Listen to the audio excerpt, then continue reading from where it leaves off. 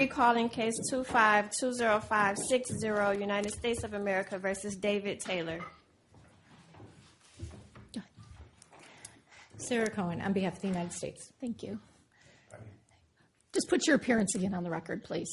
Oh, Scott Rosenblum. I'm sorry. I was just getting notes for what you're going to say. Oh, okay. All right. Mr. Taylor, I'm going to say some things that the folks in this courtroom have probably heard a couple more times today, but it is part of my decision-making process. And the first thing is you are entitled to the presumption of innocence.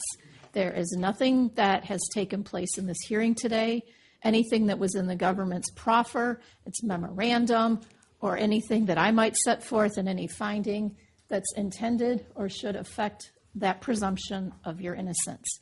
And this is a detention hearing, and it's governed by the Bail Reform Act. And that act says that detention is considered an exceptional step. Bond is presumed unless it is determined that there are no conditions or combination of conditions that will reasonably assure your appearance or reasonably assure the safety of the community. And the act requires that I impose the least restrictive measures to provide those reasonable assurances. Now, in your case, with the charges that you are facing, it is a presumption case. And that means that these charges are so serious by their very nature that Congress has decided that it is presumed you don't get bond. But as your lawyer said, that presumption can be overcome. And I understand the government has a belief that they haven't overcome the presumption, but you just need some evidence to overcome it. You don't have a criminal history, and you have ties to varying communities. So I'm going to assume that you have overcome the presumption of detention. But then I have to look to the 3142G factors.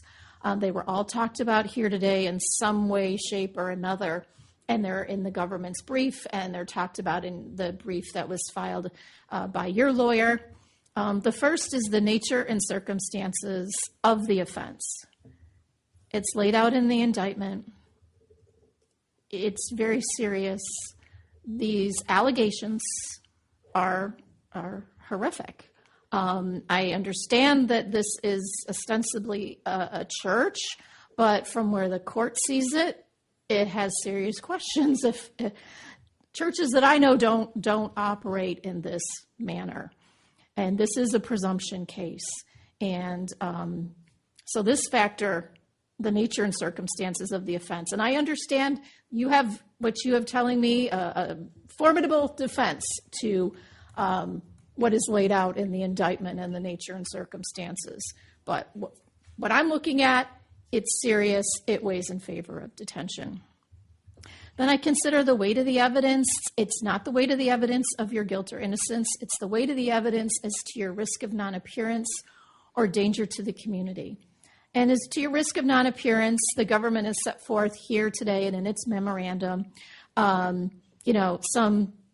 that you have some financial means, potentially.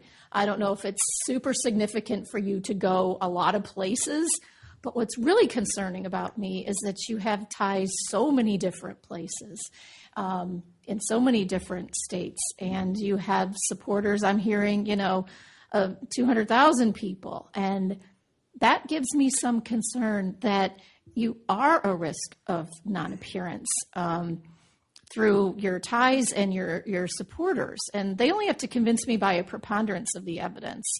And they've come really close to that. But I'm mostly concerned about the danger to the community. And they have to show clear and convincing evidence. And I look at what's set forth in the affidavit. Those aren't just, there's allegations, yes, but there's actual text messages that are set forth that enhance what's in the affidavit. And then I heard in the government's proffer today, and I understand this is an ongoing investigation and they are still uncovering things. And the things that they have told me today that they have uncovered are very concerning, very disturbing, and, indicative of your dangerousness. And I think your history and characteristics as well. You don't have a criminal history. And by your lawyer, you've been, serving in this ministry, and you have supporters here who believe in you. And, that would be a good thing in your favor, but it also cuts the other way too, because what's laid out here in this indictment and what I've read is really concerning, Mr. Taylor. You are alleged to lead this organization that is alleged to have engaged in some activity that is incredibly troubling, concerning to the court. So I think this all speaks to your dangerousness to the community, and I know your supporters completely disagree, but you don't have all just supporters. There are people who, you're going to have your witnesses at trial that say none of this happened. They're going to have their people that tell a very different story, and that's not unusual in situations like this. But from my vantage point, I'm extremely concerned. I'm also really concerned because there's no real good place right now for me to tell you where you could go, where you would be. No, you let me talk. Okay. You've talked. I know you proposed an address in this district that hasn't been vetted by pretrial services. I have no idea where that is. You don't have, you have some ties to this district. There was a church place here. But I'm not convinced that anything pretrial services has offered. I think one of the bond conditions of your co-defendant was to be completely separated from the church. I don't think that's possible here. I don't think there's any bond condition where you're proposing to live in North Carolina. That's still part of this whole organization. That's still part of it. And your supporters, if I understand what the government's saying in their investigation, part of that is to protect Mr. Taylor.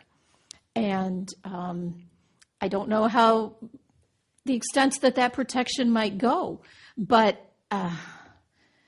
Mr. Taylor, I think the only way I can keep the community safe and, to separate you from this organization, that's the only bond condition I could think, that would I could possibly consider. I don't know how to do it at this point. And bond requires trust. And, you say there's some discrepancies in the pretrial services report. But for me, I could see that you weren't completely forthcoming with the pretrial services officer. And I have a problem with that. That's your opportunity. And it doesn't appear that you were fully transparent. These allegations, what the government said in its proffer, I understand that the co-defendant, that individual did get bond, but I think these supporters heard, earlier in the case before this, I look at the cases individually, and your particular role, these particular allegations, what the government has said in its proffer, I do not believe, and I understand that we've got 2 pretrial services report that recommended bond with conditions, but from my vantage point, I do not believe that any of those conditions are sufficient to really assure your appearance and assure the safety of the community. And I know this ruling will come as a great disappointment to all of you who are sitting there, who are supportive of this, but that's my decision. And I'm going to enter an order that keeps you in custody pending the resolution of your case. You do have a right to appeal. I fully expect that you will. No matter what my decision was today, somebody was going to appeal. And to that end, I have been informed that Judge Berg has Tuesday, October 21st at 9 o'clock available should there be an appeal that needs to be heard. We'll take that date. Well, you'll have to take it up with them. But, right. Your lawyer did a good job on your behalf. I just happened to disagree with him on the arguments that he made. And I agree with the government on this one, that detention is warranted. I have nothing further. Thank you.